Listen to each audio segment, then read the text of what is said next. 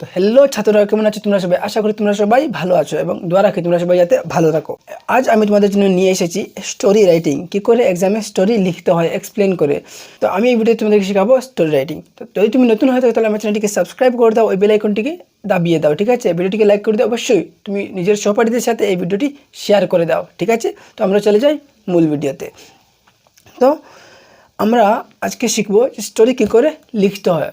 প্রথমে আমরা জেনে নেব স্টোরি কীরকম হয়। তোমাদের এক্সামে দেওয়া থাকতে পারে, এখন 5 মার্কেরও আমি দেখছি যে স্টোরি রাইটিং থাকে। আমাদের সময় 8 মার্ক 10 মার্ক থাকতো, এখন তোমাদের 5 মার্কও দেওয়া থাকে।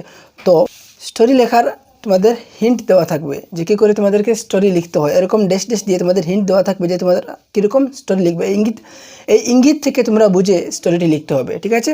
তো প্রথমে তোমাদেরকে কী করতে হবে, স্টোরি লেখার আগে প্রথমে তোমাদেরকে ওই স্টোরি রাইটিংটি ভালো করে পড়তে হবে, ঠিক আছে?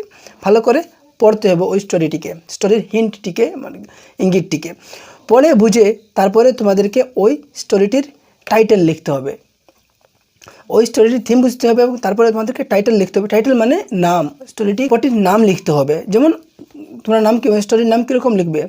তো একটি আই ক্যাচি নাম লিখতে হলে তোমাদেরকে ওই স্টোরিতে একটি মেইন ক্যারেক্টার থাকে, মেইন ক্যারেক্টার, ওই মেইন ক্যারেক্টারটি দিয়ে তোমরা নাম লিখতে পারবে। যেমন কোনো বিড়াল হলো, ওই বিড়ালের কোনো উৎপাত বা বোকা বিড়াল এরকম দিয়ে তোমরা লিখতে পারো, যে ফুল ক্যাট এরকম লিখতে পারো। ওই মেইন ক্যারেক্টারের কিছু ঘটনা বা ওই মেইন ক্যারেক্টারের কোনো বিশেষত্ব দিয়ে তোমরা নামটি লিখতে পারবে। যেমন ফুল ক্যাট বা ক্লেভার মাঙ্কি এরকম দিয়ে তোমরা লিখতে পারো। তারপরে তোমাদেরকে ওই স্টোরিতে প্রবলেম থাকবে, প্রবলেম লিখতে হবে এবং ওই প্রবলেমটির সলিউশন দিতে হবে, ঠিক আছে? এবং তারপরে ওই সলিউশন দেওয়ার পরে তোমাদেরকে স্টোরিটি শেষ করতে হবে এবং অবশেষে তোমাদেরকে একটি কনক্লুশন দিতে হবে, মোরাল দিতে হবে, মানে তোমরা কি শিখলে, ঠিক আছে? তোমরা কি শিখলে বা আমরা কি শিখলাম, ঠিক আছে? এবং তোমরা মনে রাখবে যে সব সময় স্টোরি রাইটিংয়ে আমরা পাস্ট টেন্সের ব্যবহার করি।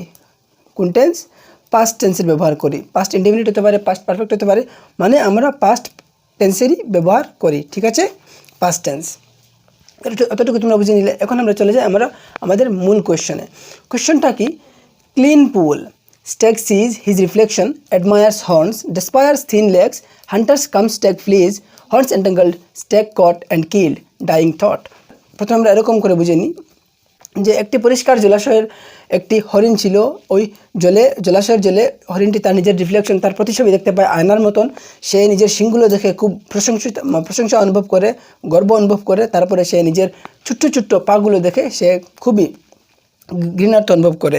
তারপরে সে একটি শিকারীকে দেখতে পায়, একটি হান্টারকে দেখতে পায়, তার দিকে আসছে, এগিয়ে আসছে তাকে ধাওয়া করার জন্য। সে ওই হান্টারটিকে দেখে সে দৌড়াতে থাকে নিজের প্রাণ বাঁচানোর জন্য এবং সে জঙ্গলের মধ্যে দিয়ে, ঝোপঝাড়ের মধ্যে দিয়ে দৌড়াচ্ছিল এবং তার শিং আটকে যায় একটি ঝোপঝাড়ের মধ্যে। সে ছুটাতে পারছিল না, সে অনেক ট্রাই করলো, অনেক চেষ্টা করলো, কিন্তু পারেনি। অবশেষে স্ট্যাগ হান্টারের শিকারীর হাতে ধরা পড়ে যায় এবং মারা যায়।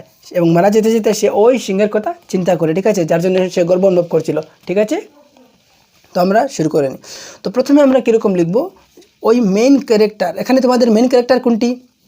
ক্লিন পুল, স্ট্যাগ সিজ হিজ রিফ্লেকশন, ম্যানসন্স, ডেসপায়ার্স। এখানে আমাদের মেইন ক্যারেক্টার হলো স্ট্যাগ, ঠিক আছে? এখানে আমাদের মেইন ক্যারেক্টার হলো স্ট্যাগ এবং তারপরে ক্যারেক্টারটি কি? আমাদের হান্টার, ঠিক আছে? তো তোমরা এই স্টোরিতে কীরকম টাইটেল দেবে? তোমরা এরকম টাইটেল দেবে যে তোমরা দেখেই বুঝতে পারছো যে এখানে হরিণটি বোকা, বা তোমরা অন্ধ বলতে পারো, যে মোহমায়ায় অন্ধ আমরা বলি না, যে মোহমায়ায় অন্ধ যে হয়ে যায়, সৌন্দর্য দেখে যে মুগ্ধ হয়ে যায়, তাই আমরা তাকে কি বলি? বোকা বলি, বা তাকে আমরা চোখ থাকতে অন্ধ বলি আমরা, ঠিক আছে? তো এটিকে আমরা দিয়ে দেবো যে অন্ধ হরিণ মানে ব্লাইন্ড স্ট্যাগ। আমি লিখিনি, এখানে তোমরা লিখে নিবে যে এরকম ব্লাইন্ড। ভিডিওটা অনেক লম্বা হয়ে যাবে, তাই আমি আগে থেকে লিখে রেখেছি, ঠিক আছে? ব্লাইন্ড স্ট্যাগ মানে অন্ধ হরিণ। তো এরপরে আমরা চিন্তা করতে করতে লিখবো। কী করে লিখবো? যে প্রথমে হরিণটি এরকম জঙ্গলে ছিল, তারপরে কি হলো, সে ওই দিনটা খুবই সুন্দর, ঝলঝলে রৌদ্রপ্রখর ছিল এবং রৌদ্রপ্রখর থাকায় তার কি হলো, তৃষ্ণা পায় এবং তৃষ্ণা মেটানোর জন্য সে একটি জলাশয়ের খোঁজ করে এবং জলাশয় পেয়ে যায়। জলাশয়ের জল খুবই ক্লিয়ার থাকায় সে নিজের ছবি দেখতে পায় এরকম। তো ওয়ান্স আপন এ টাইম, এক সময়, stag was wandering in a jungle on a clear sunny day. এক সময় একটি হরিণ একটি জঙ্গলে বিচরণ করছিল একটি রৌদ্রপ্রখর দিনে। That's why he became thirsty and looking for a pool to satisfy his thirst. এবং এই জন্য সে জল পিপাসিত হয় এবং সে তার পিপাসা মেটানোর জন্য একটি জলাশয়ের খোঁজ করে। He saw a pool of clear water and went there to drink water. সে একটি পরিষ্কার জলের একটি জলাশয় দেখতে পায় এবং সে জল পান করতে সে জলাশয়ের ধারে গেল। ঠিক আছে। The pool was extremely clear that he could see his reflection in the water. ওই জলাশয়ের জল এতই পরিষ্কার ছিল যে সে তার নিজের প্রতিছবি রিফ্লেকশন দেখতে পাচ্ছিল, তার নিজের ছবি দেখতে পাচ্ছিল ওই জলে। Seeing his reflection in the water he easily got fascinated with his beauty.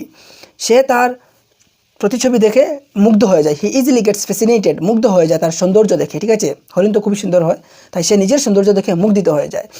He felt proud by seeing his horns but at the same time he became embarrassed by his thin legs.